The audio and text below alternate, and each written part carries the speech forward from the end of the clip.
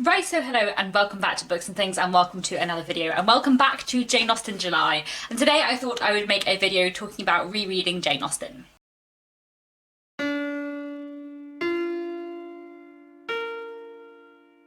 Just to say as well before we begin, this video will be spoiler free, no spoilers here.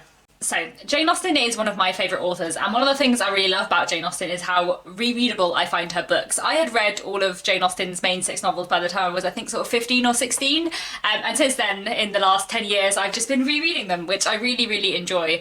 I find her works really incredibly rereadable, and I also have found that my interpretation and opinion of Jane Austen's books have changed as I have reread them. So I thought today I would just go through some of the reasons why I find her books so rereadable, and also then talk about her books in turn and how my rereading them has kind of changed my opinion of them, especially the ones that I've reread lots of times. One of the things I love about Jane Austen's work is how many layers her books have. The first time I read Jane Austen's novels, bearing in mind I was quite a young teenager at this point, I mostly read them as love stories, and I did find them very historically interesting, but what I mostly found enjoyable about them was just the character relationships and the fact that they were nice love stories with happy endings. That was the thing I really enjoyed in Jane Austen's work, and I remember as a teenager thinking of Jane Austen as being like a bit fluffy and Dickens as being like the hardcore grimy classic. But rereading Jane Austen later, studying her at university and rereading her books as an adult rather than a teenager, I found a lot more layers in her work. The social commentary and social criticism in Jane Austen's work is actually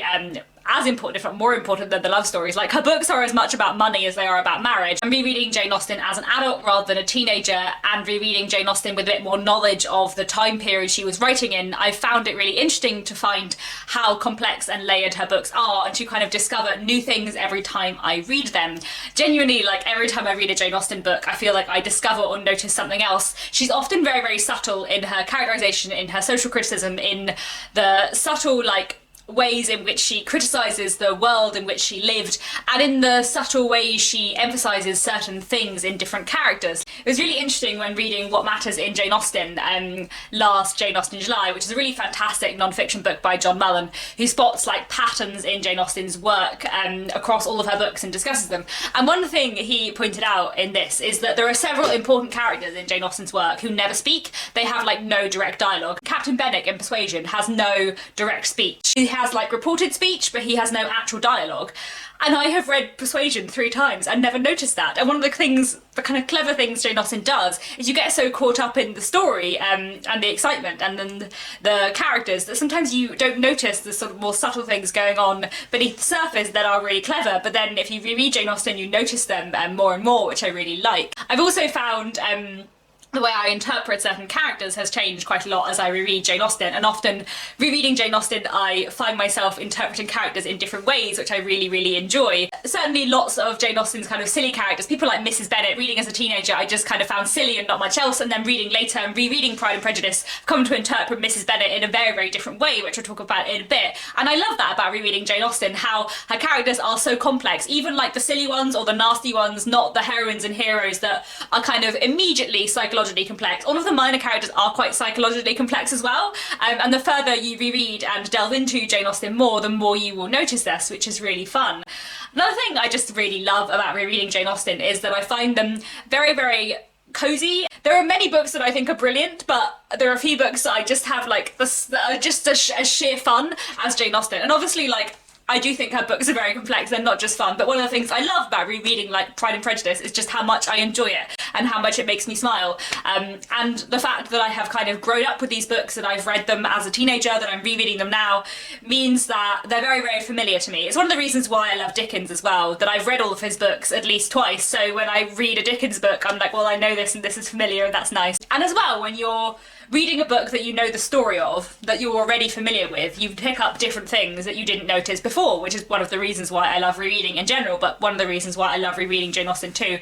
I also find her books so incredibly witty and funny, and that's something that doesn't change for me on like a second or third or fourth reading. Like Pride and Prejudice I must have read 10 times and I still find every funny bit like just as funny as the first time. I've especially enjoyed recently rereading Jane Austen on audiobook, partly because I think her books do work quite well read aloud, and also partly because it's just a slightly different way of experiencing things. In general, I really love rereading on audiobook because I think it's nice to read a book that you've read before, but if you're listening to it on audio and previously you read it in physical form, you have a slightly different experience of it, which means you might notice different things and different things will stand out to you, and also it's just a kind of new way of experiencing it, which I really enjoy. I've reread Pride and Prejudice and Mansur Park on audiobook, and during Jane Austen July, when you are watching this, I will also be rereading Sense and Sensibility on audiobook too. So my three least reread Jane Austen books are Sense and Sensibility, Emma and Northanger Abbey. These three I've only read twice each. I read them, as I said, as a teenager, and then I reread them all when I was sort of 21, 22, living in Bath and working at the Jane Austen Centre. That year I reread everything by Jane Austen, which was great.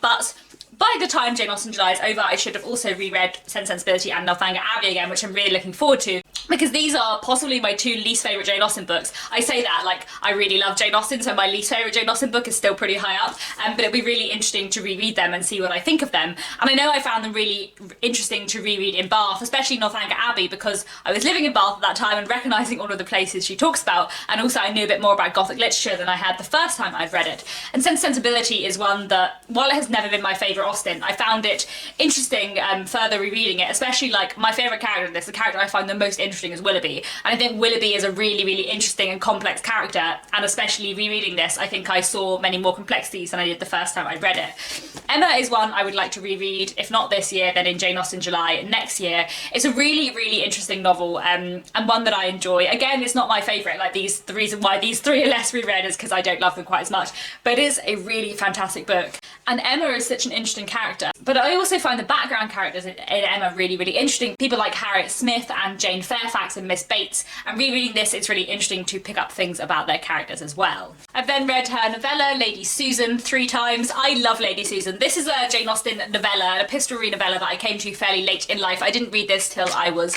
21, so later than the rest of my Austens, but it's really wonderful. I would highly recommend it. I kind of think it should be counted as one of her novels. I know it wasn't published until quite a long time after her death, and it's not a full-length novel, it's a novella, but it isn't that much shorter than Northanger Abbey, and it's really, really great. Lady Susan is another really interesting one to reread, because the character of Lady Susan, the main character, is pretty horrible.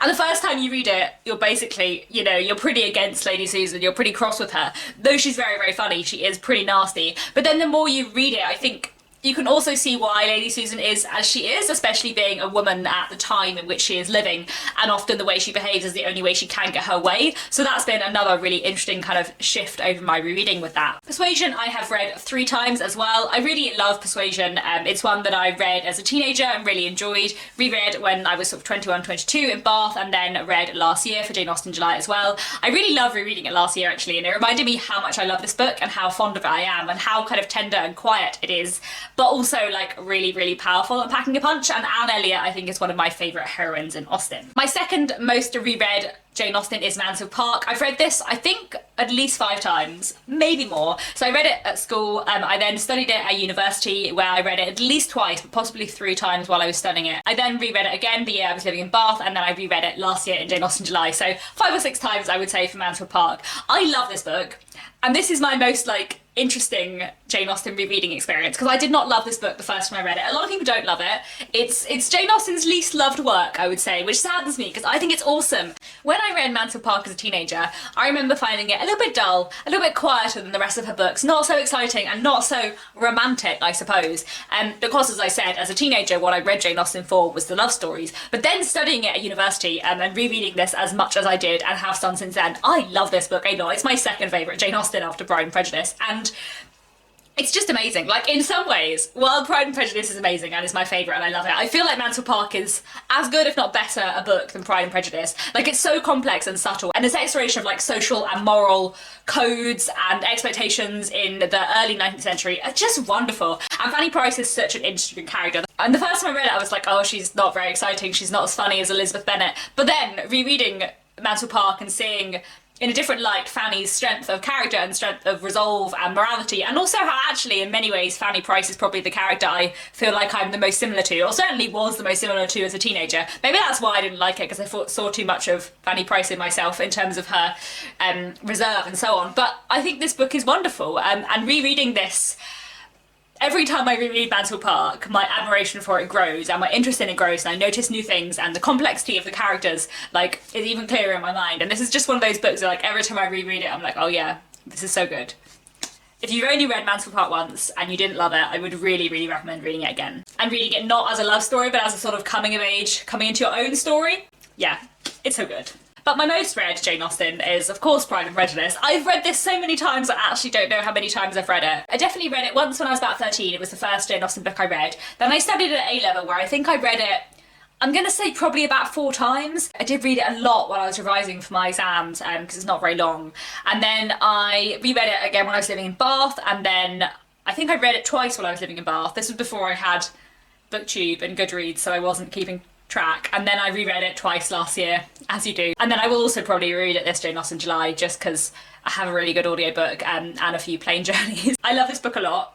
It's really, really wonderful, and I love rereading it, partly because there are a few books that make me smile so much, Pride and Prejudice, and because it's really familiar to me, therefore it's like all the more fun and engaging to listen to. And also, I found it really interesting to reread in terms of how my opinions of certain characters have changed, especially the more minor characters, like Mr and Mrs Bennet. The first time I read Pride and Prejudice, Mr Bennet I found hilarious, and Mrs Bennet I found, you know, really silly and stupid, and I kind of dismissed her as a character. But when you get a bit older, and the more you reread Pride and Prejudice, like, actually, Mrs Bennet has a point. Because if the daughters don't get married, they won't have anywhere to live. They just literally won't have anywhere to live. So one of them has to marry well enough to be able to support the other siblings when the father is dead. Like, she has a really good point. And also Mr Bennet is kind of mean to her. And rereading this has made me take note of this much more. Charlotte Lucas is another character too I think I've taken more note of on rereads, and Caroline Bingley as well, who I think is very, very interesting, and who's kind of spite, but also her, like, jealousy of Elizabeth, and how sometimes she just, like, says things